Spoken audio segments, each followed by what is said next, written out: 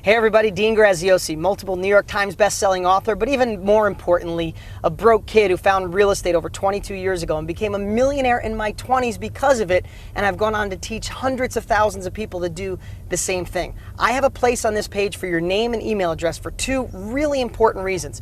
One, I've created the best training I've ever put together in my life to show anyone how to take advantage of this down market and put money in your pocket. I don't care if you're broke and in debt and never thought about real estate, or you're an investor that wants to go the next level. You need to put your name and email address and be ready to be blown away. Secondly, just for entering your name and email address and watching my training videos, one of you is going to win one of my investment properties. $65,000 is what Zillow says it's worth. It's rehabbed and rented for $750 a month. Somebody's going to get the keys. No catch, no strings, no kidding. And lastly, I produced a video that shows my life, well, if I didn't do something different, if I didn't take action with real estate. I'd like to show you that right now. But at any time, put your name and email address, and I'll see you on the other side.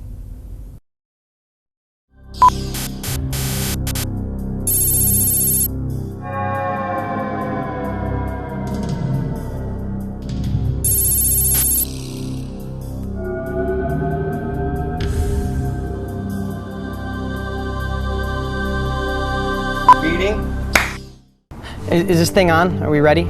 Yeah, I guess I'm getting paid $100 for some alternative lifeline or something. Hey, I could use the $100. You know, they want me to tell my story real fast. I mean, it starts pretty much in 7th grade. I was in, special reading. Mrs. Thompson, she used to call me dumb pretty much every day, but they weren't so smart back then on dyslexia, and she thought I was dumb. Maybe I was, I don't know. But, in the early 90s, I think I had a shot to really do something different and maybe not be a mechanic. Not that being a mechanic's bad. I was going to get into real estate because I saw all the people in my little town with money were in real estate. So I got excited, but then my sister, who I trust, she sat me down and she said, Dean, stop being a dreamer, stick with what you know. But I'm a little stubborn, so I went and got a book anyway. And I started reading. I was pretty excited about real estate, but then my dad saw the book and he sat me down. It was pretty similar, except he said, those people started with money and probably a college education, and you don't have money.